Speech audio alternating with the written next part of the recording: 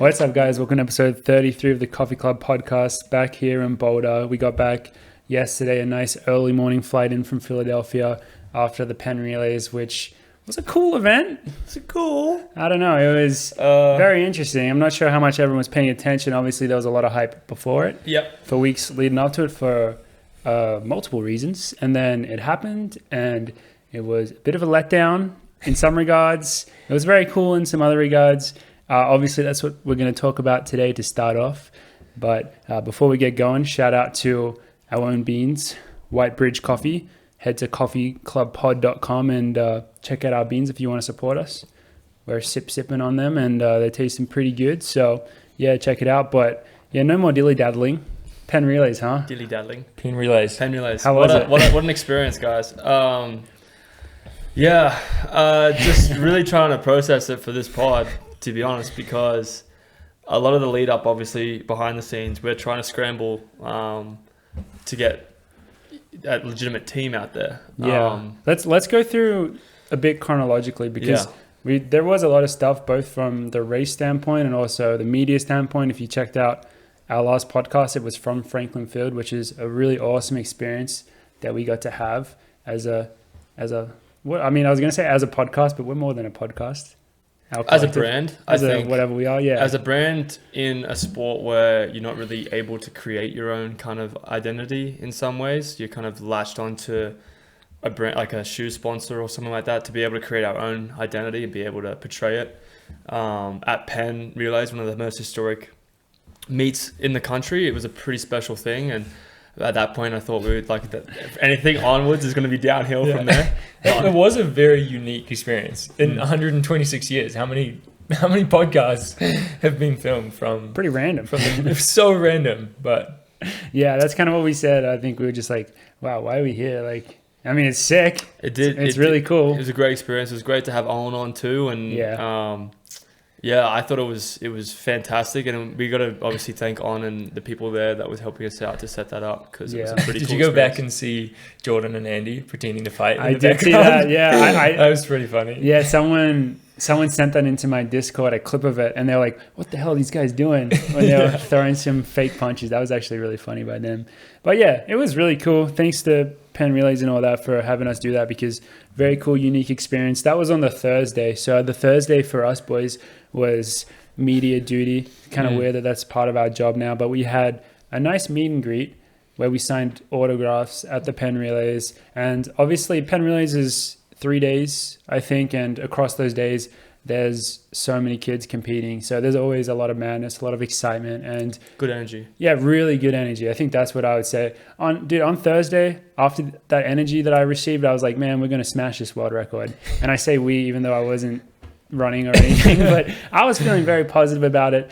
But yeah, so was I. Actually, after the podcast, I was like, dude, we're gonna do it. There's no way it's not going to get broken. But then, yeah, so we had that on the Thursday, and then Friday was race day. And taking a step back from that, as we mentioned or talked about a bit more in depth last time, the team for the OAC team for the 4x-mile record attempt was unfortunately not what we wanted it to be. I think when you put together an event like that, which in theory, a great idea, it would have been amazing to do it at an unsponsored meet, et cetera, but our team just doesn't have that many bodies. And the reality of pro running is that a lot of people get injured. I've been injured for a long time. Carlos has been injured for a long time. And then George also picked up an injury the week or two before the race. So at that point, you're just scrambling. And I think everyone was being very positive about it. You know, we brought in Tom Elmer from Europe. He only got in like 2 nights before the race or whatever. And then Ben Flanagan was the real last minute call up. And he's training for, a 15K road race or something? Yeah. His last proper race was a half marathon. And he's getting ready for a road 10K. Yeah. So I think at that point, you're still telling yourself, like, yeah, we can definitely do it. But there's a bit of, this might be a little more tricky than we thought it was. I don't know. What did you think, Ollie, when those guys came in? Yeah. It was interesting because the way the kind of media and the brand held it was like still world record, world best, whatever attempt, still going this, like still like a lot of of hype around it. And at that point, I did feel like they were kind of setting us up for failure in that way, because if you're attempting something like this, particularly where you have a team who is pretty freaking talented, try and go for it before and just miss it, and we don't even have our like proper milers in this field, like it's a bit of a set up for failure kind of thing. And I personally, and I spoke to both Ben and Tom, really thanked them, because to take away from your schedule, particularly for an individual sport it is, to go and do a team thing of a team that you're not even a part of, but a brand kind of requirement to come down and run a race at a world record or world best attempt. It's nerve-wracking, and there's a lot of pressure, and you've just literally been thrown into the fire kind of. So for Ben and Tom to come down and do that with Joe and I really give them a lot of respect and thank them for that, because at the end of the day, like, they didn't have to do that. And it was on, it was on the whole kind of organization situation, to kind of either cancel it or maybe just let it go. But Tom and Ben, put their hands up and helped us be a part of it. And me leading into it, my expectations weren't great, because if you look at the guys from the Oregon team who went for it, they're all probably in fantastic shape. They had a light pacing, they had paces in the race, and they were just off it. Like, we really had no pacing. We had probably middle of night, not middle of night, but late night. We had guys flying in from Europe. We had guys that weren't mile specialists. So really for us, it was just about seeing what was going to happen and giving it a crack in the day. Yeah. There definitely, that brought up a couple of questions that I want to ask you guys specifically about it. I think, firstly, slightly more minor. As soon as that race started, it was just like, wait, why the fuck isn't there a pacer? Because they went out in 209 through 800. So after one lap, you already know the record is off. Yeah. And I was questioning that so much. Like, how maybe we were talking about it like either during the race or like right after. We were like, wait, what stopped us having a pacer? Because even like Matt led off in the Oregon relays, and the whole point of the Oregon team being in there was to pace the first leg and like get it going. Yeah. That's a no-brainer. Yeah, and you don't even need a team. You need one person to run 2 laps, 3 laps maybe. And the thing is, the rest of the teams, like the Dublin Track Club, Empire, and the Penn Track Club, were all gauging. Philly. Yeah. I thought. Anyway. Yeah. They were gauging off of us. Absolutely. Of us. And Ben was a deer in headlights, a guy that hasn't run a mile out hard, without any pacer. Like, you can't expect a guy like that to be I'm gonna clock off 59 straight away. Like, he didn't know what he was doing either. So it was kind of a bit of a shit show. And after the first lap, because a lot of the Irish guys were there from the old record, they were all calling each other up, saying, they're looking at me because I was doing the last leg. It's like, he's not in world record shape. And then they looked at me and laughed, and I was like, oh shit. Because at that point, they're just, the record's gone, and just turned into a race from then on. Yeah, and as you guys both said, every other team was just trying to win or beat us. Like, that was they weren't going. Rightfully so. Yeah. Rightfully so. They didn't, absolutely. They didn't say they were going for world record. Yeah, we made the big deal. They were turning up for that big prize money that was offered to the winner. So and they had no obligation to go to the front and push the pace. And Ben like didn't have any support or system or structure to set him up for that. So really, it was just like we're walking into a complete that's a disaster. minor thing when you're like, you should probably have sorted that out before the race. That's definitely a misstep and a big learning thing for next time you go for it. When I was watching it, it was so clear that at 800, Ben saw the pace, and it was 209 through 800, and then he was like, shit. Yeah, because he was just running with the pack up to that point, and then at 800 he was just all out, because I think he did 209 and 156 or 157, and he was just all out in those last 2 laps, like trying to bring it back down. 158. I think you're in 407. Yeah, but at that point it's like so hard, and then Tom got it, and we were speaking to Tom before it even, and he was struggling with jet lag stuff because he came in from Europe, so that race was 3 a.m., 4 a.m. for him, and he had really high heart rate in the 2 days leading up to it, but he was still going to go give it like his best attempt, which he did. I'm pretty sure he went through 1200 in like 255 or something. 256, 255, and then he just like he said the last lap he said he was in so much pain, like it just sucked. And again, like he was extremely nervous beforehand. I was able to run with him after the next day on Saturday, and he was just extremely nervous and extremely worried about like running. He's like, I'm gonna run off adrenaline. I'm like, he's just worried about being able to run even under 4. And this is a guy that was people like from the on team would like, this guy's gonna run like under 4 easy. It's like, well, it's not that easy. It's Particularly really when you're in a situation when you get in from 2 days from Europe, he can't get any good sleep, and he's just completely wrecked. Like, it's just I just felt bad for him because you're thrown into the fire there, and he really gave it his best shot, and I have a lot of respect for him. It said a lot about Tom and Ben showing up at all. Oh, as characters, people, like they're incredible people for doing that. And again, they did not have any obligation. They did it purely off because they're good blokes. So.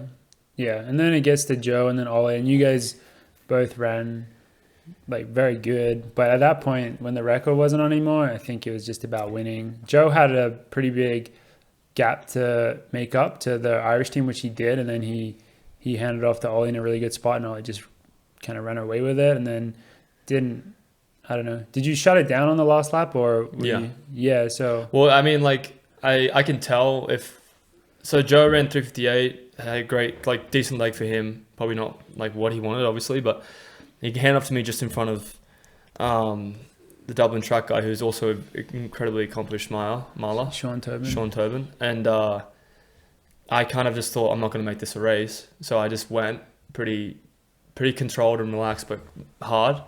And then with a lap to go, I knew I had such a big gap. I was like, I have no motivation to close this race. Like, I just don't. You didn't want to get under Coupeteur's 3:53? No, I just had no. I wasn't even thinking. I didn't know. Number one, I didn't know how fast I was running. Oh, okay, yeah. I could have been running 3:57. It was just impossible to tell. 3:52 because like all the splits were off, and really? I kind of looked in the last lap, and I looked at Ritz, and Ritz is, because we were doing a pretty hard workout after it anyway. Ritz just looked at me and he said, "Just win. Like, don't."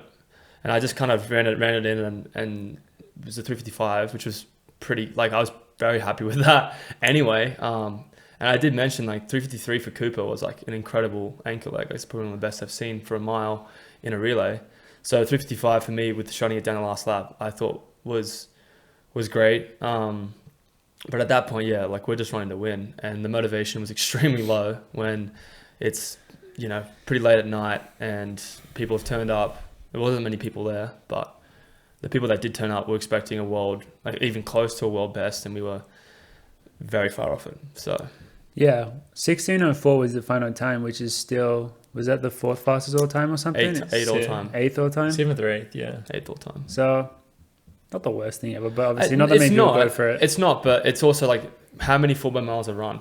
Yeah. Not many. So if you're going to be top 10 all time, you're probably running close to 16. Yeah. I thought it looked like there was a chance to run 15 something once you and Joe got it, which I thought would have salvaged a little bit. But then it's so hard to, like, look into what the splits are, and that ended up not being close either. That would have been pretty I thought crazy. Joe, that would have been cool. Yeah, I honestly thought Joe ran quicker. I thought he was running quicker than 3:58. Really? He also said he had no clue. He didn't know if he was running like 56s or 62s. Like, he's just out there on the back straight. It's like dark. There's no one there. You couldn't tell anything. It's like there's not a clock at the line. There's just a guy yelling out the frustration. Random splits Was there a lot afterwards, I think, particularly between Joe and I, because we've been actually, not me. I think Joe was the one that should be frustrated because he's obviously got a big race coming up. Sound, obviously 5K, which we'll get into, but more of the 10K US trials. And this guy is seen as a workhorse, but honestly, he should be preparing for something bigger than trying to go for a world best attempt when you don't have a team. It's just like, it's a bit disheartening. So we did a workout afterwards, and Joe, you guys crushed. Yeah, we crushed the workout. It was like 10, 11 o'clock at night, and Ritz is like, because Ritz was a bit emotional about it too, because he felt like he kind of put us out there, and it made us look a bit stupid, a bit embarrassing. And he was like, he apologized for it. And I was like, Ritz, this is not your fault. You kind of have the same boat as us. We kind of do what we're told with this situation, but we crushed this workout, and Joe looked just great. Both running off angst. Yeah, honestly, it was like, I was pretty like, I was pretty content afterwards because like it's just the way it is. But then after it kind of we sat and we did a workout, we really got into the bit of the angst, and it was cool to share that with Joe. Yeah, it felt pretty good. You go to the dark side. Felt pretty good. But even after like, and social media, I think was big around these mile world best and world records, because I got messages saying that it, we were embarrassment, and like people were messaging you that. People were giving us like who? shit. Like high schoolers?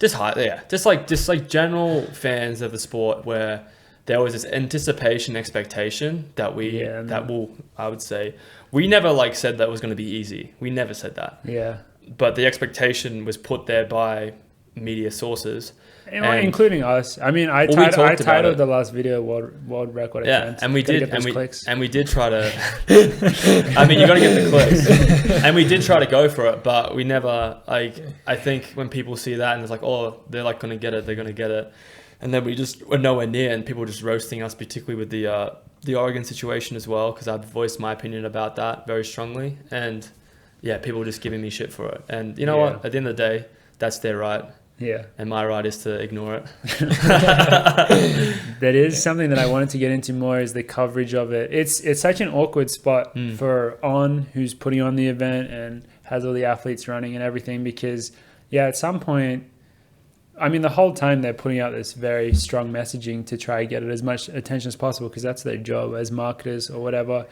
But then at some point it almost becomes a little bit dishonest if 100%. It was 100%. I think it started fairly dishonest. Whenever it was announced a few months ago, I don't think you were even running. No. Like, you literally hadn't started running, and they'd announced that our team was attempting a 4x mile. No, and I was versing Newbury Park. That was the announcement. Yeah. It's like on Athletics Club. You hadn't even done a workout. I was very surprised when my name was put out. And your photo was on the website as like, it just shows you a bit disconnect. Hasn't done a single workout yet, but he's attempting a world best in a couple months' time. And it shows a bit of disconnect. And the thing is, if you guys listen to this every week, like, you kind of know where we are.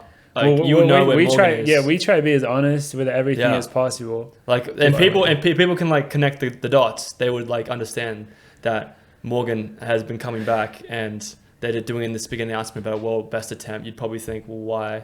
Yeah. Have they not like addressed it? But I think that's why we've tried to be transparent in that factor, because we weren't certainly hiding where we were. We were very, very upfront with it. Yeah. It's just the way the media and the brand kind of pushed it, and that's the way it goes. You want to get clicks, you want to get people involved, and I'm sponsoring that meet. They want to get excitement and people around it. So. Yeah, it might have been different if after the announcement, every team in the country said, "Oh yeah, shit, that sounds like a good idea. Jump in. I'll come to that." I'll come to that, and it would have been great. I mean, like, half a dozen teams all said, "Yeah, that's a good idea." I keep advocating this. It would have been fantastic. It would have been, and that's why I was pissed off at the Oregon thing, because if everyone turned up and we got smashed, someone probably would have broken the world best, and it would have been great for the sport. Yeah. But considering those two separate relays, regardless of them getting it or not getting it, it was just but the fact that no one did reply, it was radio silence. There should have been a little bit of a signal. Should have been a warning, that maybe, is it going the to be a bit athletes harder than we thought? Maybe the time of year, the organisers are not on the same page. The time of year, well as the other athlete commitments, as well as people being healthy or not healthy. Like, there's all these factors, and like you said, guys, before, getting 4 guys on the line healthy from a team is actually a daunting task. From a team of 5. Well, I mean, from any team, and especially our team, let alone a team of only 5. Yeah, especially our team. Yeah. Yeah. So it's a daunting task, and they were just. I think it was just a bit of a misfire. Yeah. So it is what it is. I mean, it obviously, I think everyone had good intentions, but that's. You could say that about anything. You could probably say that about Hitler if you wanted to. I mean, we had good intentions, and I got I got blasted and roasted on social media. So yes, that's why I felt so bad for you, because the thing is, I don't even think when the brand continued to push it, I don't think, because even I was convinced that you guys could do it before it. I mean, maybe I'm just a positive person. I don't know, but I really did think an optimist. Maybe I'm an optimist. I don't know. I really thought that you guys could do it. So when I like put the title of the video, like world record attempt, I'm literally thinking like, yeah, these guys are attempting the world record. I'm not thinking at that point, these guys are probably not going to get it, but I'll put this anyway because it sounds good. Like, I literally am thinking these guys are going to Joe had belief as well, and I got a bit of slimmer of hope too, because I've never seen Tom run a mile yet, and you know, I get this hype and all these people are saying these things to me, and it does sink in sometimes. You're thinking, oh yeah, this could be a potential aspect. I know Ben Flanagan is a talented and classy runner himself, and he's run under 4, so like he could pull it out. Like there's all these what ifs kind of situations. Yeah. Like the only people that I knew could do it was me and Joe, like 100%. With Ben and Tom, like they've just been thrown into the fire, and I'm like, okay, this could be a gamble. It was a gamble. Yeah, running is kind of always like that. It's kind of similar to if you look at a start list and you look at everyone's PBs, in your head, you're assuming everyone's in PB shape, and you're like, man, this field is stacked. Everyone's going to run so fast. And then you get to the race, and maybe the top 5 people run their PBs or run at that level, and then another third of the field runs average, and then another third of the field runs poor. It's never everyone's showing up running and everyone's running their best. That's just not the reality. But I think it's 100% right. And Ray gave me that advice literally the night before the race. He kind of sat me down and we're talking about the relay and stuff. And he said, when we went for it, he mentioned that like they were all just 350, 351 average miles, right? And they ran 357 average in the relay. They weren't really going for it. They just blew it up. Everything fit, right? The stars aligned, and they were like hot shots the next year, feeling that they were gonna smash it even more. They got beaten by the Americans. Really? Yeah. So like he just told me, he's like, relays, everything has to click. Like it's not like a 4x1 and 4x4 where like one leg can like, because it's so short, right? A 4x mile, like with time, particularly for world record, like there's just, you have to be like everything has to fit into place. And when people say, oh, if Morgan and George were super healthy and fit and ready to go, we could have smashed it. It's like, well, I now don't think I can say that, because even if we're all healthy and ready, who knows what will happen? You know, we could drop the baton. Like there's still a lot of factors. I definitely think we could do it, but it's still, you got to respect the challenge. And that I think is what the Oregon Ducks did and what we've done. So hopefully next year people are like, it's a challenge. Let's tackle it. Let's try and go after it. So hopefully it brings in hype. But yeah, it was a bit of a misfire on our part. Definitely still think it's a cool idea, a cool concept, but 100%. the execution of it just has to be done pretty differently. So we'll see what happens with that. I mean, I hope that wasn't too negative. I think that was... No, I think it was just a positive constructive look on it, because reflecting on it. You reflect on it and like you have to give what is there. Yeah. And that's what was there. Yeah. So that was that. We should definitely shout out what happened before the 4x mile was we had our teammate Sage Herder in the 800, and she actually... The highlight of the meet. She girl bossed that shit. Yeah. I don't know if I'm allowed to say that, but she girl bossed the shit out of that. Unreal. She's been... That's so badass. Yeah, if you know Sage, she's like ready to go. Like she's like revving. She's the type of athlete who loves to run fast and loves to rip it. And if you're at that level, she hasn't... I think her PB was too flat, like too low. And so obviously, like every single time she runs an 800, she's like, I want to break 2, I want to break 2, I want to break 2. And this is her outdoor season opener, so it's, big deal. Yeah, it's like just get it going. But she was not messing around at all. If you watched her race, she went with the pacer, and the whole rest of the field didn't go with the pacer. So by 400 and at 600, she already had a massive gap. She went through 458 and then held it on for a 159, and just like she looked so good. Yeah. That was the first. I mean, she had to shut her indoor season down because she picked up an injury before USA's, had to scratch USA's and like a chance at going to Worlds. And then this is her first race back from that. Freaking, I didn't even think about that. She fucked it up. It was awesome. It was so sick because like I think after the race we were down just getting ready for the mile, for 1 mile, and she was like, that's the most oh crap, I'm gonna miss the word, but that's the most valuable 0.3 second or point whatever second PB that she's had, because like breaking that barrier for her was like such a big deal, and seeing Ritz and her celebrate that was like, okay, there's a win there, we're good.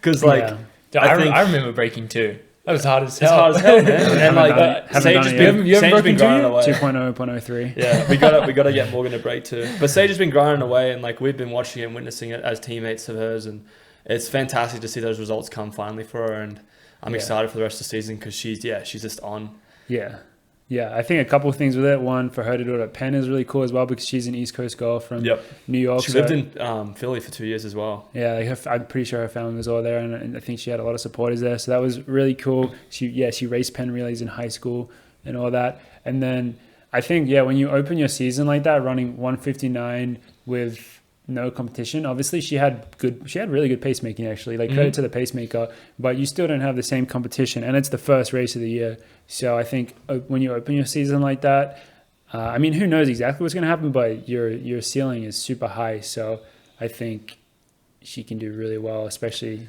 throughout the rest of the season, going into USAs, etc. Like if you're a 159 person at the start of the season, I think you can obviously be top 3 at USAs and make worlds and all do all that. So she's definitely on the right track for right now. It's going to be very interesting and exciting to see it play out.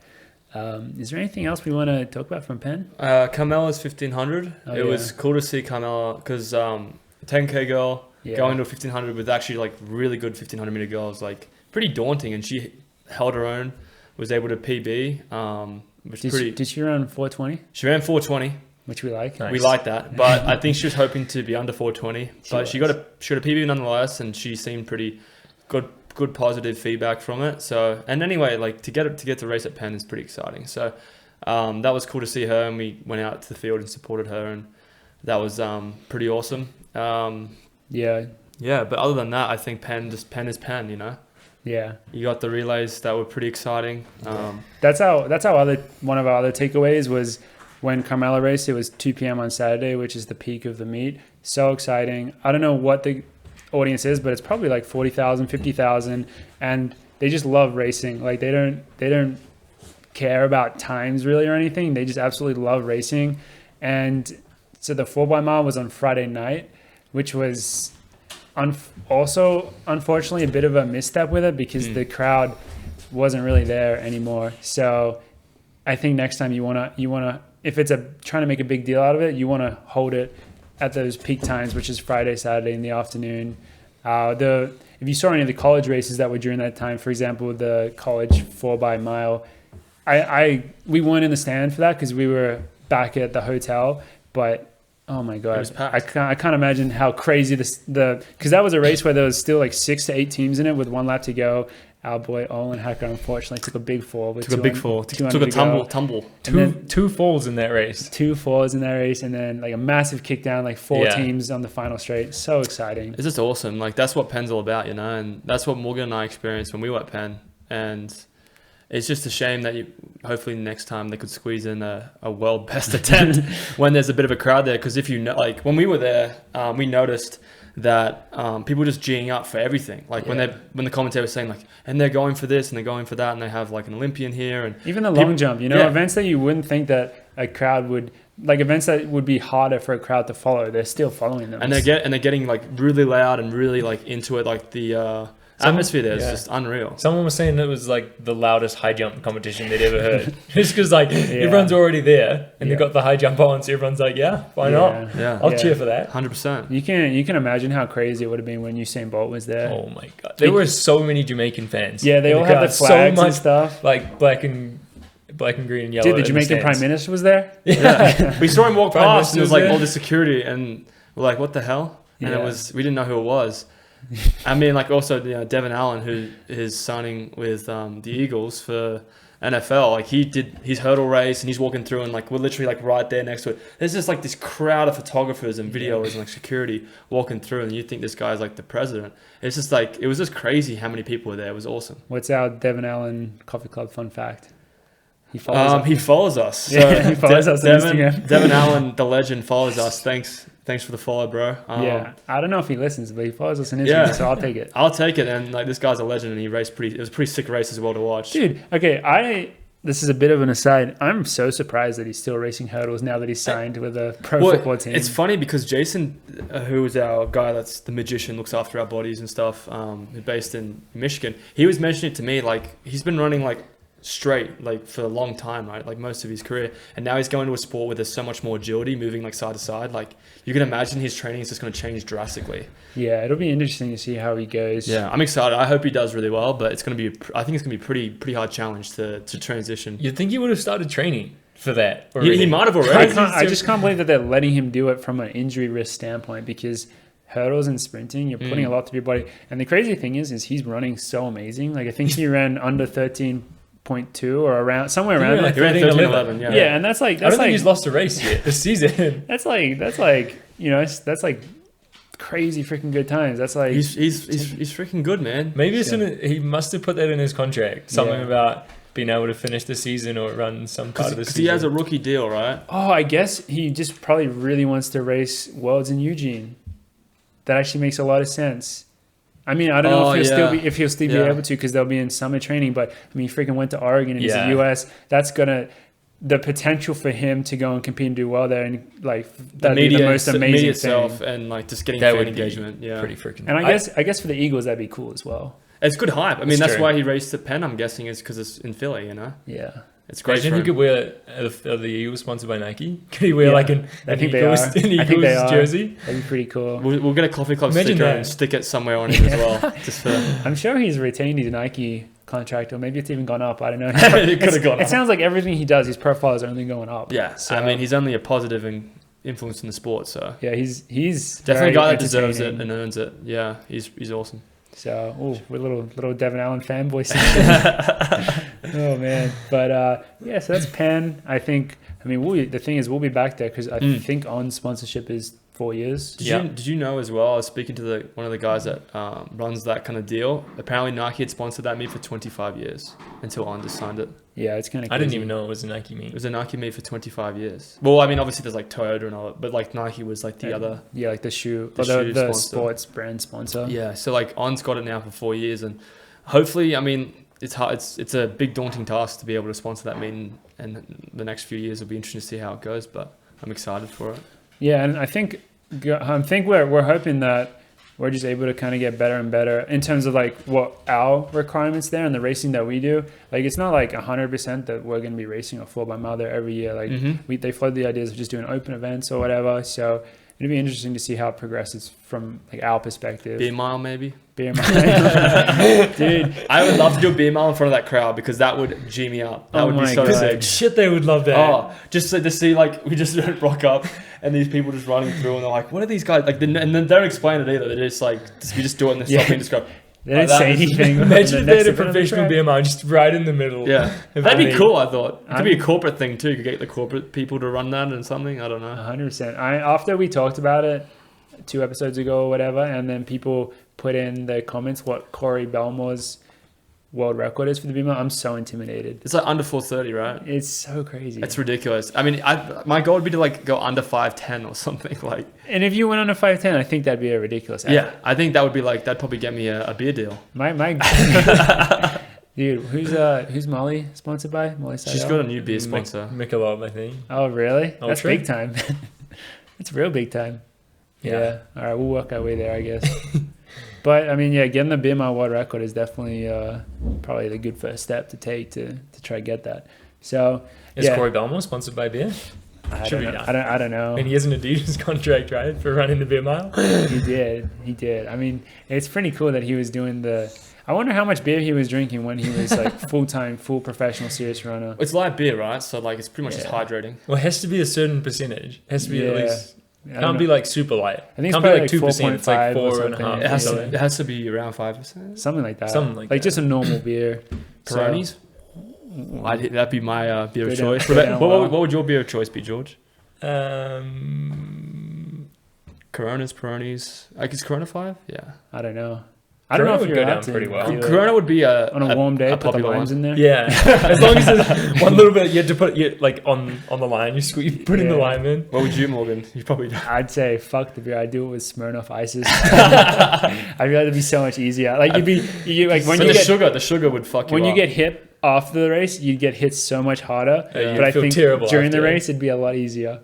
But obviously that's probably illegal. But we'll find out. Yeah, well, we hopefully after the season we do something cool like that and we take a video. I don't know if like for our profiles and stuff, if actually people like the beer mile, that's definitely acceptable. I think it's acceptable. Yeah. Maybe we do it pre OAC gala, like in the afternoon. Oh, like a pregame. And we can invite other people to come and do the race. You know what we could do? So our next place has a big backyard. We could do some circuit, like around like... We'll just run the block, see and measure out the block. Because that's what they would do in Madison. There was just a random park where all the college kids would go and drink, and they would just do a beer mile there. And it was just like 4 laps of the park. It was pretty cool, pretty fun. So, yeah. All right, that's the Penn recap, I think. Penn recap. Onwards. Onwards and upwards from here. This upcoming weekend, we have the Sound running. Does this meet have like a real name, or is just we just? Oh, it's Isn't it the track meet? it's a track meet, Or was that the last one? but it's the like last one was the 10. there's different. I think this one's called the track meet. but different. They're super creative. Yeah, different races have different sponsors because I think the men's is the OAC 5,000 meters and the women's is like the Coros 5,000 meters. Like there's like Interesting. different names for each event, but I think On's the overall sponsor. On's the overall sponsor. Yeah. So it's Straight gonna- back into it. Yeah. Straight back into all the- gas, the no media. brakes. All gas, no brakes. These boys are heading there. I'm staying here in Boulder to train and try to get better at running. Well, George, not 100% yet. I guess we'll find out. Ollie is going there to pace Joe, which has been on the cards for a long time. I Yeah. think as soon as Joe finished pacing you, he was like, all right, can't wait for you to pace me now. Cash in that Monopoly chip. Back in, was that November? That was December? December. Yeah. He paced George and I and did a fantastic job doing it. Paced us on 3,800 meters, I think he paced us. Yeah. Did a fantastic job, and I'm here to return the favor. Yeah, so Joe is in stellar shape. He's obviously had a couple of bumps in terms of his injury, and he had COVID as well, but overall in great shape. And his whole season pretty much is all around trying to make the 10K team. Mm-hmm. But this is obviously a really good way to prepare it. Try to do a quick 5K race, get the standard. So it's not like he's trying to break 13 or anything in this race. Well, I guess we should talk about how the race has kind of changed because a certain somebody got Top dog, big dog, a big dog, a heavy hitter. You could Heavy- say. you could say heavy hitter. I can't wait for us to go down to as an OAC, like, it's going to be great. We've got to do all the merch and everyone's going to be there. And then there's this Jakob Ingebrigtsen gold medalist hanging around the corner and everyone's going to be swamping towards him. Yeah, but he is entered in the 5,000 meters. So from what I've been told so far, they haven't changed the pacing. I think he's going to be doing the same as... And what's the pacing? The pacing is going to be 13:10. So 7:55? So 7:55 through 3K, and then I'll hopefully go for 4K. I probably have to talk to Ritz about Maybe it finish the first. race. Who knows? Who knows? But a bit of more mid, 4,600 meters. The flex on him. Could see. But yeah, I'll probably pace for as long as they want me to, and then I'll pop off, and then the boys will go racing after that and try and go to close down that time. But the field is interesting because it's like there's like a couple of, as you would say, heavy hitters hanging up there. Who else? Who are your heavy hitters in there? My heavy hitters, so my Ollie Hawes, Morgan McDonald heavy hitters. My heavy hitters would be probably Joke Klecker, probably certified heavy hitter. Then I would have Jakob Ingebrigtsen. I think Abdi Hamid is a heavy hitter. I think he's going to run something good. Yeah, we should mention that there's a bunch of collegians going for. Yeah, I don't know is if it Jesse and you guys? Yeah, I think so. I think when I say a bunch, I mean Abdi and Nico and his Drew Buzz as well. The Mike Smith train is stopping in at that station. I tell you what, people are going to be waiting there to blow that whistle because it's going to be an exciting time for the NAU lads. Yeah, when Roger's coming, we get Mike Smith on the pod. Yeah, we'll get Smithy on the pod. Smithos. Smithos. That's what we call him. Yeah, so there's actually a few guys, but I looked through the list and there's like just a lot of names there that have ranging from like 13 minutes down to 13:30, 13:40. You know who we didn't mention? Who we do? Take a guess. We didn't mention someone important, relevant to Ollie. Oh yeah, my best friend, Josh Kerr. Josh Kerr. So Josh Kerr, heavy hitter. He's a certified heavy hitter in the 5K. It's going to be interesting. I have to say that because this race is going to be a lot quicker, and I feel like Josh. What has he run? He's run like 13:22. I don't know if he's run under 13. He's run 13:20. He's definitely run quick. Low 20s. He's definitely run quick. Definitely run quick, and I think he closed pretty hard as well. Yeah, I think he did. Actually, Sure he did. But it's 13:20s, and I think, I can't say obviously because we don't know, but I would assume that Kerr's probably in 13:0 something shape probably, because this guy's obviously doing it for a reason. I think he's going into the race knowing that people like Joe and people like Jakob and Abdi Hamid, they're going to be looking to push it down probably around the teens to under 13:10. That's what the pace is. So is Ribeye? Ribeye isn't. Ribeye is in it. Yeah. Ribeye. Rivage. The tinfoil guys are in it. Oh yeah, Sam Parsons and Drew Yeah, Hunter. tinfoil Elite. And then I don't think Bowel Movement Track Club has anybody in there, but They might be in. I wonder if they'll go in the 1500. they might go to 1500. It seems like the type of meet that they would go run. Yeah, I 1500. don't think they don't need to run a 5K really. The Bowel Movement Track Club. I think this is where they did one last year. Yeah. And they've done a little 10K already, so they're fine. They've ticked a couple boxes. Ticked a couple of boxes, but it's going to be a cool race. I'm excited to be able to pace it, and I'm excited for Joe. I think it's going to be great. How do you feel about pacing a couple of your biggest rivals? I'm excited. Really? Yeah, because I feel like there's something about a power move doing It that. is kind It's of a bit of alpha a power move, and like, I mean, yeah, Josh and Jakob, great guys, love them. But I'm going to enjoy. What are you going to tell them on the start line? You got to say something funny. I'm actually hoping that I could wear a Coffee Club T-shirt and just with them. Not again. Just that's your pacing uniform. Yeah. Well, I'm not racing. I'm Sure. just pacing, and I'd love to be looking at the line. It's like, yeah, so you know, I mean, if I get the question, why aren't you racing? I was like, oh, you know, I just feel like I should work out, Yeah. and then just do 4K at 13:10 pace Yeah. if I can. I mean, it's gonna be pretty hard. 63s for 400, but I mean, yeah, I feel like there's some sort of a power move there where you're pacing those two guys when you actually race them in another event. But I don't really care. I like being able to help out people in that regard, regardless. Obviously, teammates' preference, but it's cool to be able to contribute in some way when you can, if you're not racing. Have we got confirmation on whether there's lights or not? I thought there would be, but there might not be. I don't need lights because Ollie's the lights. I am the lights. Ollie's perfect. I'm also like, I know for a fact that if I just run on not angst but zen, I'll be able to hit 63s like clockwork. Changes everything. Nah, but I think Ritz will be able to help me quite a bit, and obviously there'll be people there to keep me in line and in check, and I hopefully won't let the fellas down. So Who knows? There's a chance I'll be joining you. yeah, there's a chance We're that gonna- George will help me out, but we're just gonna see with We're gonna low legs. do a little workout tomorrow Yeah. and see if I'm ready for that. There's a great Kipchoge quote that I saw today when we were at the gym was, I don't run with my legs, I run with my mind and my heart. And I was like, legs are just going, the fuck, bro? Yeah. What about me? What Dude, about I me, did bro? So much, I did so much for you. I did so much shit for you, man. Just Like, ran 26 miles. I'm kind of tired. Yeah. but yeah, just run with your heart and your mind, George, and you don't need to worry about your legs. legs will be fine. I'll be fine, man. Yeah. One thing that is interesting is we haven't heard specifics from the man himself, Jakob Ingebrigtsen, about like what his intentions are for this race. You mean Jay? I call him Jay. You can wait. Shut up. Jakob Ingebrigtsen, Jay. So the thing with JJ. the thing with Jay, JJ and Cobb Salad, yeah. yeah, the thing with Jay is that Ingy, actually, is my other name for him. Ingy's really cute. That's Yeah. probably what his girlfriend calls him. Are they girlfriend? Or are they I mean- engaged? I or mean- I think engaged. engaged. They are- Have you been invited to the wedding? I'm still Best waiting. man? I'm still waiting for my my letter in the post. It takes a while to we get are- from Norway. We're also The moving, postal- we're moving houses, so I'm just gonna let him know when I'm. It might it's get like- lost. Yeah, hopefully it doesn't get I'm lost. just in the gonna mail. before the line. I'm just gonna give him a tab and say, "Hey mate, just letting you know, like I'm moving house, so like with that invitation for the wedding, you can just send it to this address." Yeah, but the thing is, it's kind of crazy to think about the fact that he's so good that he's doing a 5K, but it's probably going to be paced at like 25 seconds slower than what he could run if you think about him as a 1250, 1245 guy. Man, so I don't know. I feel like if his plan is to, I guess this could all change. Maybe he'll say something. I mean, I'm sure you'll find out by the time you get on the start line. But if he's going to just go with you for 3K and then like crush the last 2K, or like what his plan is for that, you know, because he can do that. I mean, I wouldn't be surprised if I got to the line and Jesse gets him and he comes over and says, "Hey, like pace this for 3K and then get off." Yeah. I mean, my that's probably- speculation is that he wants to get the standard in the most chill and relaxed situation as possible, as opposed to last year going to Florence and it's like And he a won big that diamond race league, too. and he's running 12:48.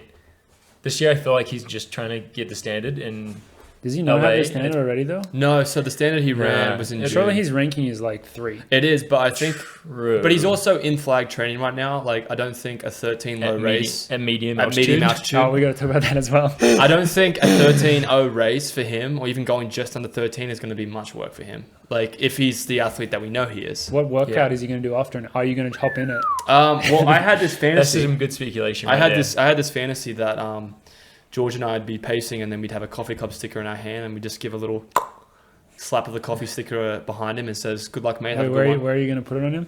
on his buttocks. Yeah. But then he's just running around, and then just there's coffee club stickers just sitting on the on the Maybe we cheek. should put that on our shorts. What does that have honestly. to do with his post-race workout? I'm getting there. You just interrupted me through my idea of it. So obviously I get that done, and then he'd get done with the run, and he's probably not even breathing. He's just chilling, and he's like, "Hey, you want to do some 400s at 56?" And I look at him and I'll say, "Bet," and then we'll just keep going. We'll just keep going until someone can't do anymore. And he'd probably run like 12:55 and win the race, and then I'm just like doing 56s with him, and then I just do like 4 and he does like 16. So Post-race, you guys do the exact workout that he did last year, Well, which was his famous, what was it, 20 by 400, 400 averaging 56. Yeah. Yeah, you guys just do that post-race With a minute recovery. And then the classic afterwards would be like, "Hey man, do you want to have a beer? Go on the pod?" Maybe. And he's going to say a hell no beer. Yeah, that's what we call them beers now. It's a hell no beer. Can't wait for her to get hit. In recognition of our teammate that is currently still on her way. But yeah, have a few hell no beeries, and then I'll just do a classic cheerio. That's pretty good. And see him later. But because I'm sure I'll see him in the weeks to come, but I'd love to do a workout. Like it'd just be cool to be able to do that, because he must be doing something after. Oh, I'm sure he will. Unless he's driving up to medium altitude at Flagstaff to get in some. I know he's probably doing threshold in the morning though. True. Oh, sure. Before the race. Yeah, he's probably spoken to Mike and said, "Hey, should I do triple or quadruple threshold?" Dude, that's the galaxy brain move. Is that all these chumps are out here doing post-race workouts? Why are we not doing pre-race workouts? Dude, don't let Ritz. No, Ritz will actually do that. I don't want to hype up. It's already done. Eugene Track Club, whatever the fuck that's called, but they kind of do. Did you Oh, watch damn that? it. No. I don't even want to. New Gen Track Club. Who's that? Teardrop in Oh, Cocker. Teardrop and Hull. Yeah. They go run like 200s in the morning. I mean, those guys work out every day. But they I don't think they do that as a workout. I think they do that because True. they think it makes them race the best. Oh yeah, I mean yeah. But that's more than anyone else does. It's true. I think. That's actually really popular now for like especially 800 runners. I think about 40 minutes before a race, we'll do like a 300 at race pace, which is extremely quick. For good I've actually done that for an 800 once. Really? Not a drink, but it's legit. Let's I think before my textbook George. Before my 800 meter PB, 152 on the boards of Pocatello. Boys, quick, big time, sub 2. Unlike more. That's a heavy hitters on this podcast. on the coffee club records, it's probably the record, right? 152. I think you're faster, are you not? No, but that's indoors. It doesn't count. Indoors doesn't count. Well, this is indoor. Pocatello on the boards. I just sit there. Yeah, but it's on the boards. Maybe big asterisk on a wooden track. On a wooden track. Straight on the boards. It's nothing on top of quadruple threshold before. Yeah. At altitude. But when medium level altitude though. When we got to the track, like whatever, an hour and a half before the race or whatever, Smith made us get out of the van, spike up, and on the turf outside run like 2 all out diagonals. Damn. Right when we got there. That's pretty cool. Jogged like 1 lap, ran a diagonal as hard as we could, took like 10 seconds rest to like turn around, ran back. What did you say before that? Did you say like chop wood, carry water, or you'll find peace and happiness if you go to sleep? And then went in and like sat down. That's cool. Felt great during that 800 too. Was he wearing his Smith glasses? Probably. This guy is so I think cool. Yeah.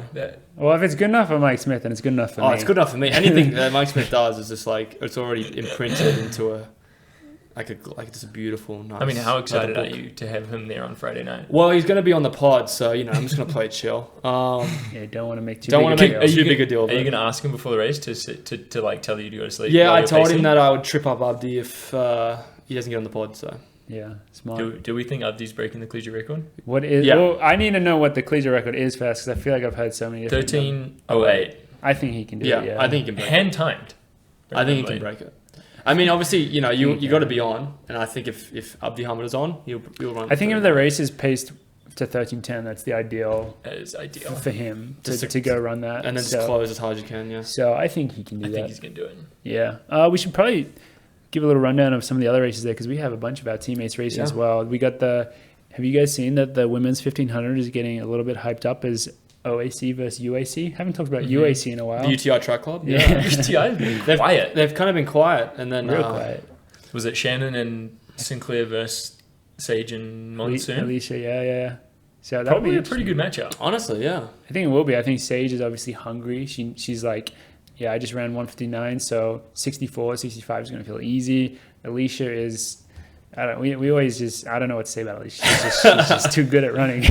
She's crazy. She's able to crunch it. So it'll be exciting for those two girls to get after it in that 1500 against United Airlines Track Club. I mean, those are two of America's best women's 1500 meter runners, so it will be very tough. I think it would be, yeah. Shannon has consistently been really good. Sinclair, this would be a big test for Sinclair because she's just joined from Bowerman, and obviously she's training and she's racing in relays, and it looks good for her in a positive side. So it'll be exciting to see how she does. Yeah, I really like her, so I hope she's really good. I like both. I like those UTI Track Club girls. They're really nice, and I'm excited for them to go head to head with our OAC girls. It'll be good for the sport. So yeah. What else we got lined up? Carmela. 10K? Carmela. Oh wait, yeah, that is a 10K. Yeah. So Carmela's just doing a 10K. I think she found out like a week ago that she's doing I think she always knew that she was racing, but I think at one point she was racing a 5K, and then Ritz was kind of like, "You're looking pretty good. You could go race a 10K." Yeah. And I don't know. The thing with Carmela,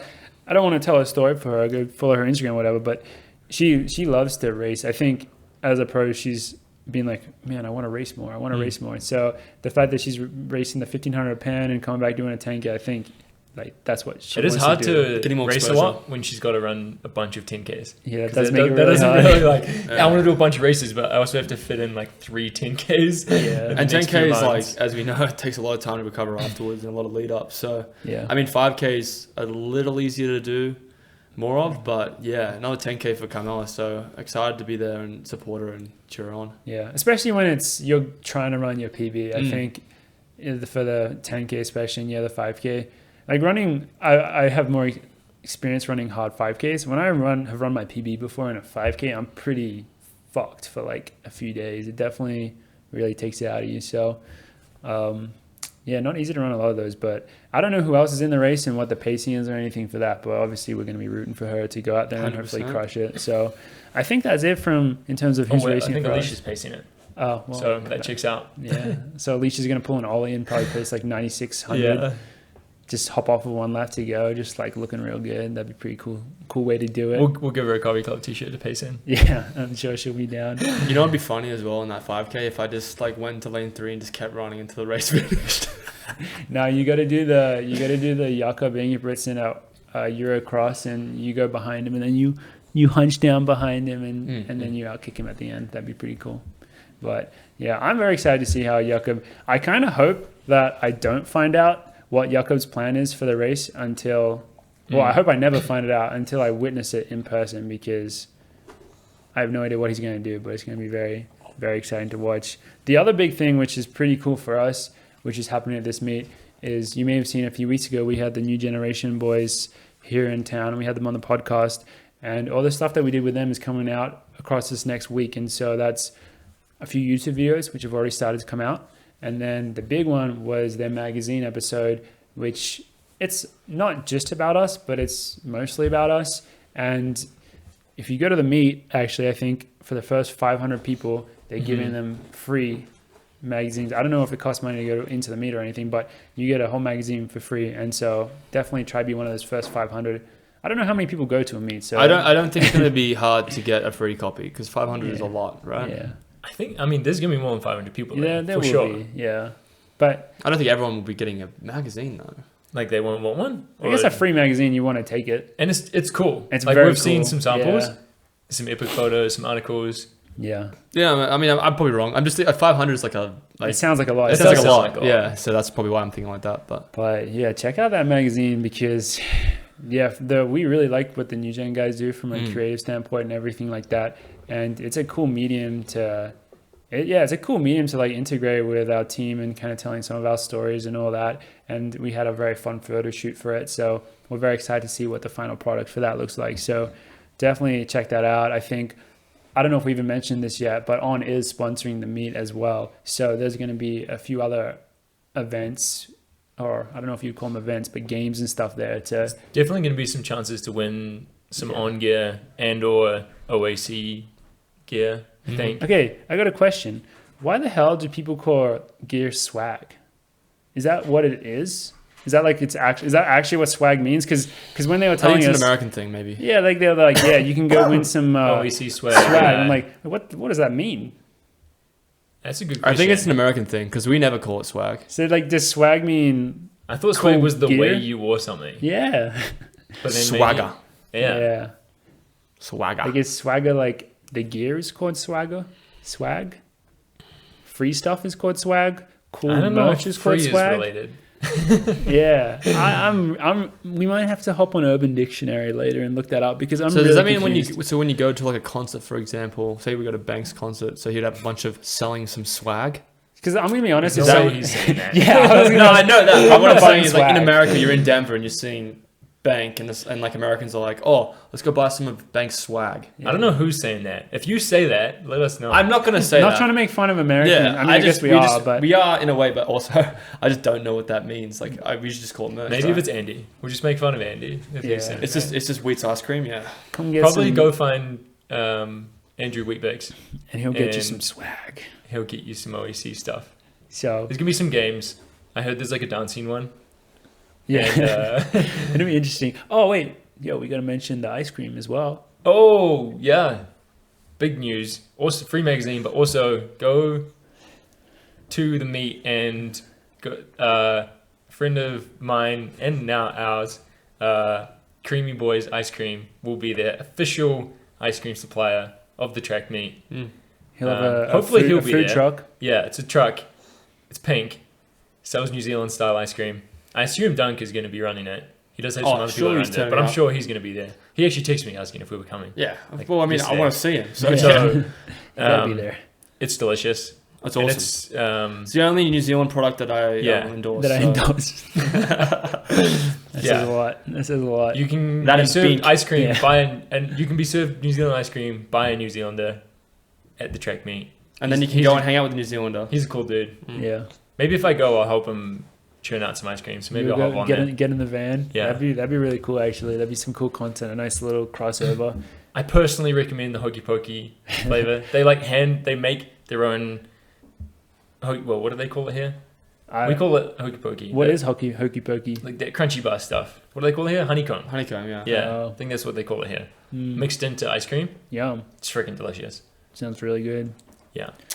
So yeah, that's sound. I mean, That sound. anything else? Jakob Ingebrigtsen. Jakob's let's coming go. in. Love I would- Jakob. I would also, we had a chat on the right. I'd love to bring Gus to this meet Yeah. because it would be pretty sweet for Gus to have a little meet and greet and Just on the infield yeah, just walking around with these little in the beer garden. yeah. But we'll get him there eventually. We'll get him to a meet eventually. I am really sad that I won't be there for the interacting with all the Are you really? OEC and Coffee Club fans. Are you really?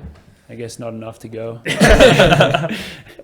But yeah, I Nah, think you got more important business. I think these boys will have a lot of stickers, and hopefully on the Instagram we'll put out some form of like some meetup thing and get some pictures with them or whatever, and hand out a lot of stickers. We just put in a new order for new stickers, so we have enough for everyone. So yeah, definitely go harass these boys if you see them there. Get a picture with them. Especially because we won't be racing, so you Yeah. don't have to worry about how we feel. don't the worry race. about our feelings. Yeah. Just get the stickers. Get the stickers. I just want the sticks. So yeah, that's sound running. Should be cool. Hopefully we can have some cool stuff happening there, some coffee club stuff. But you know, I think that's kind of like the bulk of what we wanted to talk about today. One other thing that we did just want to touch on again, because it was kind of like the main point of our podcast a few weeks ago, actually with the new Gen boys here as well, was all the Gabriella Stafford stuff leaving Bowerman, because it has come out that her sister Lucia, is her name Lucia? I think Lucia, yeah. Yeah, she also left Bowerman, but a very quiet, like it wasn't announced, because it was, I think all that was said about it up to this point, maybe it's changed or maybe I missed something, is that they just took her off the website, which is so brutal. And to be fair, she hasn't posted anything about it, so she Her bio obviously doesn't have. yeah, it doesn't have Bowerman, but she Yeah. doesn't feel comfortable enough to like make the same type of statement. She's that her probably sister waiting, did. maybe. Yeah, Maybe she's waiting for her opportunity to word it correctly and give out. Her, obviously, it's her. She right hasn't to do even that. been on the team for a year yet. I don't blame her. She I just don't kind either. of yeah, heads off with Gabby. a soft rollout. I'm sure she'll mention something, but I think it's her right and her whenever time that she feels that it's best to announce that, she will. If she doesn't, then it's not anyone's business really. She'll go on and do her thing. But it is. We were also thinking, like we did mention before, like what would Bowerman, are they going to say anything or respond to it? Any form or media to address about Gabby leaving? And have we seen anything? I don't think so. No, I think they've just Real pretended quiet. that she hasn't left. It's interesting. It's interesting too that we bring it up because none of the athletes on the team as well, men or women, have said anything. Yeah, one of our main takeaways when we did talk about it was that we feel bad for the athletes because it puts them in a really awkward spot. Especially, we did mention Lucia specifically about and then how her spot awkward a now spot. is she literally got removed from the website, and there's been no further. Are we just assuming that the team has been told to pretend like nothing's happened? I don't think How that else they, would I don't they- think It's that they hard would to be told. it's hard to assume that. I don't think Would they they just would be are they told. all on the same page? Yeah, that not I to reckon. post I without even reckon. talking But about they're it? not Or do that- you think they've talked about it amongst themselves? I'm Like- sure they talk about Yeah, it. I'm like, sure. all right, I'm sure it guys, got brought I'm up. not going to post anything. Are you going to post anything? But I the don't thing know, is man. also like That's when you put it like that, I don't know. from sources that I've heard that Bowerman aren't that cohesive. Like a lot of them live independent, like do their own thing, right? So They're on training camp Yeah, together. they're pretty freaking. yeah, but together training on camp's a training different thing. Like maybe that's why there hasn't been any posts because I mean when the Shelby thing came out, nearly every girl except for a couple posted about how they didn't believe it and they were supporting her and stuff. So really, like the way it looks at it right now is Bowerman have chosen to side with Shelby and haven't said anything about Gabby or Lucia. Yeah, it's true. I guess That's the way it looks like to me from my eyes. Yeah, That they're It is siding what with it looks Shelby. yeah. That's the way it looks. So It's really tough. I guess on one of them, you're defending Bowerman, which you, as a member of Bowerman, like you have a lot of you have invested interest in defending Bowerman, and then the other one you're not defending Bowerman. You're kind of admitting, like if you would, I don't know what they would say about Gabby. I mean, they should just say like she was a great teammate, et cetera, et cetera. Like We sad wish to her the see, best. sad to see her go. But I guess I can see how they don't want to get into like the specifics of it because they don't want to. They're just in such an awkward position to comment on that without saying anything negative about the team that they're a part of. and it just can be so personal too with their situations and yeah, it's just interesting that we haven't heard anything, but it's the way it's gone and that's the way it's going to continue to go, I think. And It is what it is. It is what it is. That's and what it do. That's what it do, Yogi. That is what it And the do. one thing is, there's been nothing. Well, that's the other thing that you guys, I think George said this, or maybe you, that because we did mention this as well in the podcast that I think we talked a little bit about what the potential aftermath was, and I think we were like, yeah, probably nothing's going to happen. Like for the greater general Nike, etc., like the sport and stuff, probably people are just not going to care, Don't give a which is shit. sad. It is sad, and I think people That's that the are reality. Nike dead hard fans will still post about it, will still root for them, will be the front foot soldiers for that whole empire, whatever you want to call them, the Nike. Damn NAU kids still The Nike signing up to Empire. be BTC camp counselors. They are, aren't they? I mean, the thing is, at the end of the day, that's a hard thing to change. Yeah. I feel because they've got such a massive impact on the sport. But it's funny because if you looked at it at any other team, if this was occurring, I feel like that team on that brand would just crumble.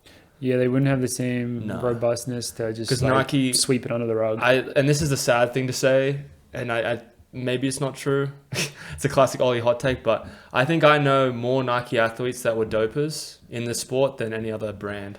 That's not like, a fair thing to say. in Because my think head. about how many more Nike athletes there are than every Yeah. other brand. But also like I just don't feel like there's been other brands that have had as many. I don't know. I did say it was a hot take. I said it was. I did try and warn you guys that was. That's gonna a be pretty comment. wild take. But like I feel like most dopers or people that have been convicted of doping that I've seen have been Nike athletes. But I guess the population of Nike athletes is so much larger. Yeah, I think it's a pretty skewed thing because Nike's just been Nike. There's been two Nike big groups in this country that have been involved in doping scandals, Yeah, and they are still running yeah. I mean, to some extent. Maybe some rebranding, but they're still running. yeah. Well, tough spot to get into because then our coach is also involved in it. It is, and that's the thing. Like I feel like it's hard to hide from it because it's just. I think it's embedded. Like Nike is embedded in American running culture. It's Yeah, just see, everywhere. I don't know if you can blame Nike for that though, or it's just No, more- I think it's just the more way that- it's just the way it is. I think Nike's the Yeah. dominant force, and it doesn't matter what brand it is. They're gonna have bleed into all these other corporations, because as we know, like there's so many professionals, not just in running, but in general work with these brands, that they move from brand to brand. Like once they're in New Balance, none they're in Adidas. So there's a lot of turnover. So, but I feel like Nike's I forget sometimes how big Nike really is. Dude, they're massive. They're pretty big. So their outreach is pretty massive. They now. have such a big impact on the sport, and Yeah. some of it positive, some of it negative.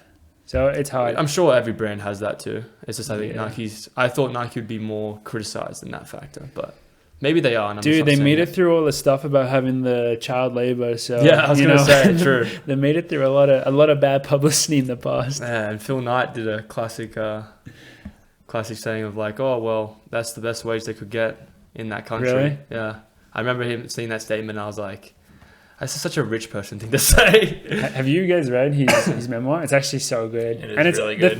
The thing with it though is it is probably just straight propaganda because it's a billionaire's memoir. No shit, it's gonna make him look really good. I mean, it's his word. Like, Yeah. why would he It say does shit? make him look really good. But it is such a cool story. Like, he was like runner at Oregon. It's like Stanford.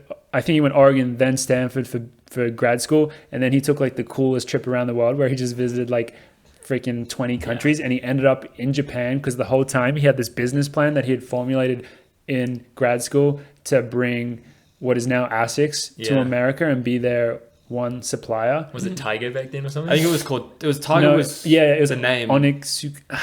It was Tiger was like the Was name. that one of the I think. models? Tiger wasn't the name of the brand. I'm blanking on what it was. Obviously, it was a Japanese word. But They were known as Tiger for a bit though, weren't they? Some Yeah. Tiger was involved in the name, but not an actual animal. But he was then- just like importing them. yeah, right? he was an importer, and then importing tigers. it was like illegal tigers, and then it was Blue Ribbon Sports, and then they had a big falling out. And he's like, actually, I think like I can start making these shoes myself, and some classic like, just a lot of like Some very good stuff with interesting, Bill Bowerman too. yeah, cool stuff with Bowerman. So very good read. It's was freaking Bill good. Bowerman ever involved with Bowerman? That's a pretty stupid I question. think he but died a lot I'm before gonna it. say no. Yeah. I don't They know. just if he named the did. group after him. Yeah, it's just like Yeah. Where's the Oh, gosh. Knighthood group? Why don't they just call the Cooper Teardrop and Whole Cocker group the Night group? dude, That that's was actually Wait, pretty The cool. Knighthood. The Knighthood. Well, it wasn't. When we thinking more like the Dragons or whatever, they were going to be like Phil Knight's. No, they're gonna be- Was it Craig just fucking? They were gonna be around? called- Probably. From what I heard from Jess Hull, fellow Australian, she said they were going to either be Blue Ribbon, which would have been dope, That would have been or so sweet. Victory. Victory's cool as well because that's Nike. Mm. That's a pretty cool. But they went with Union. Sorry. yeah. Which I just think like, the athletes you have on your team so sick, and then Yeah. you go with that name. Come on, bro. Yeah. And then the UAC training camp. Are we Yeah. going to that? I hope so. Are we having a This UAC? this We're having training a- Summer camp. Is it St. Times Bowman? Because I want to go to both. Yeah. I'm going to the UA. Hopefully they're back to back. Well, we have a we UAC also training- have one. Yeah. We do. Come to ours. You know, we're actually meant to be here in Boulder when it's happening. I I think believe, we'll be here. which is gonna be sick. And ours is cool because it's very. Yeah, come to ours. Specific. Don't go to anyone Ours else's. is bitter. It's, Ours is better because yeah. we. But ours is hard because you have to apply for it, and I think ours is obviously it's a collaboration with New Generation, so I think you have to be some form of a content creator to go to ours. I don't think it's just like running. Everyone has to be. I'm pretty sure. Well, I think it's very what's exclusive. how content creation? Can you just have an Instagram or? Yeah, content. Easy. Content. I have one of them. I have an Instagram. I don't know the specifics, but I know that's how the Is last there going to one be was. a Gus meet and greet at the camp? There better Oh, be. definitely. Yeah. We should do some kid gets to come on the pod if they're like. Mm. Just roast the fuck out of them. Fucking losers spending your summer going to training Well, camps. he has to pay to come on the pod. It's a good idea. It's a good idea. This is how we keep the pod afloat. It's a damn good idea. That's how we keep the pod afloat. But then I'm thinking of just having Gus walk around with a crown and a cape, and he just wanders around the track. Yeah, the way that Drake Relays was obviously on this past weekend, and they're the Drake Bulldogs or whatever, and their bulldog has a blue crown and a cape Oh, on. it was so freaking sweet. Gus, We want Gus Gus could to pull meet it off. that bull. What's that bulldog's name? I don't know what his name is, but Gus could definitely beat him in a race. yeah. Definitely. So Yes. we got to get Gus a cool outfit that he likes to wear around and parade around in. He's actually pretty good with clothing. He doesn't really take it off. So. Gus is so chill. He's actually, dude, this is probably the first time that Gus has joined us for a podcast in about 10 or 15 episodes. Nice Yeah, work, okay. Gussie boy. So thank you, Gus. We appreciate you.